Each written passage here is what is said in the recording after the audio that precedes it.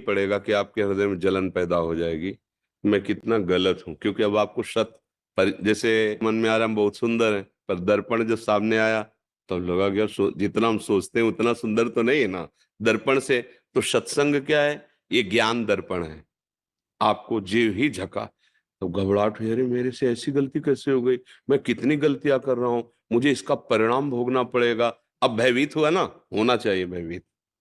अब भय से निर्भय की हमारे अंदर वृत्ति मैं कैसे बचूं? तो भगवान कह रहे हैं कि जो सभीत, सभीत माने भयभीत, जो सभीत आवा सर नहीं रखियो ताहि प्राण की नहीं। ये हमारे भगवान के वचन है कि अगर भयभीत होकर कोई जीव कि मैंने तो बहुत गलतियां की, बहुत पाप की, अब भगवान के सिवा मुझे कोई नहीं बचा सकता, और मेरी शरण में आ गया, तो भगवान कह रहे जैसे सब अपने प्राणों को दुलार करते ना, मैं ऐसे दुलार करूंगा उसका। कोटि विप्र बद लागए जाहू आए शरण तजो नहीं ताहू। अगर करोड़ ब्रह्म हत्याएं भी उससे हो गई और मेरी शरण में आ जाए तो मैं फिर उसे त्यागता नहीं हूं। तो हमें लगता है कि डरना तो चाहिए, इस डर से मन जो है गलत कामों की तरफ जाएगा नहीं और भगवान की शरणागति हो जाएगी। क्योंकि भगवान ही एक ऐसे हैं जो बुरे आचरण वाले को भी गले लगाते हैं, दूसरा इस सृष्टि में कोई नहीं। जिसके साथ आप उसके अनुकूल व्यवहार करोगे तो दोस्त बनेगा, चाहे वो कोई भी हो, स्त्री हो, पुरुष हो, बच्चा हो, बूढ़ा हो। और आपसे प्रतिकूल व्यवहार बने फिर गले लगाए, ऐसा तो मुझे नहीं लगता सृष्टि में कोई हो। फिर ये एक ही उपाय है कि भगवान और भगवान के जन ही एक ऐसे हैं जो गिरे हुए को हृदय से लगा के और उठाकर आगे बढ़ाते। नहीं, संसार का स्वरूप बहुत विचित्र है। यहां तुमसे काम बन रहा है, स्वार्थ की पूर्ति हो रही तो हाथ मिलाएगा। तो हमारे एक मित्र हैं प्रभु, जो केवल हमको स्वीकार करते हैं, हमारे अवगुणों को नहीं देखते। प्रभु का स्वभाव है जन अवगुण प्रभु मान न काऊ, दीन बंधु अति मृदुल स्वभाव। हमारे भगवान का बहुत करुणामय स्वभाव है, बहुत करुणामय।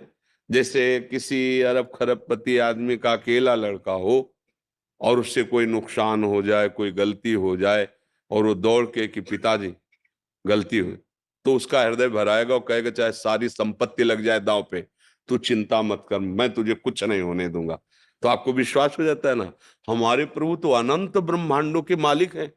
अच्छा, पिता क्या है कि कानून के आगे उसको भी झुकना पड़ेगा, लेकिन जिन्होंने कानून निर्माण किया वो हमारे प्रभु हैं। वो जब कह रहे कि माफ, तो फिर किया। हम बहुत बार उदाहरण किया है कि न्यायालय विभाग में वकीलों के द्वारा प्रमाणित हो गया दोष और उसकी सजा हो गई कि इसको फांसी की सजा दी जाए, अब तो कोई नहीं क्षमा कर सकता ना, बस एक राष्ट्रपति है क्षमा कर सकता है। ऐसे ही हमसे पाप हुए, माना, उनका दंड भी हमने नरकों में पढ़ा सुना शास्त्र में कि ये नरक में ये दंड मिलता है ऐसे पाप करने वालों का, वो भी पक्का सत्य।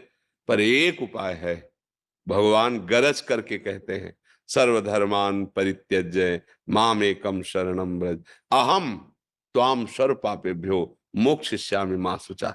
एक राष्ट्रपति फांसी की सजा माफ कर सकता है, तो अनंत ब्रह्मांडों के स्वामी प्रभु कह रहे हैं मैं तुझे सर्व पापों से मुक्त करूं। तो डरना, तो हम ये नहीं कह रहे कि ना डरो, नहीं डरोगे तो मन फिर उन्हीं पापों में करेगा कि बाद में भगवान से फिर क्षमा मांग लेंगे। ऐसा सिद्धांत नहीं है। सिद्धांत ये है कि जब तक हमने जाना नहीं था, जानते हुए भी वो ना जानना ही है। जब सत्संग सुना, संतों का संग मिला, अब समझ आई, तो अब एक हमें सूत्र डालना पड़ेगा हृदय में कि आज तक जो किया वो अब आगे नहीं करूंगा। अगर कहीं विवश होके फिसल के होता है, वो भगवान अंदर बैठे हैं, वो संभाल लेंगे, उसका कोई आपको दंड भोगना नहीं पड़ेगा। भगवान हृदय में बैठे हुए सारे लेकिन जानबूझ के नहीं, वो अंतर्यामी, उसको किसी सलाह की जरूरत नहीं, वो अंदर ही देख रहा है। तो हमें लगता है कि हमारे कल्याण मार्ग में ये बात तो जरूरी कि आपको डर होना चाहिए।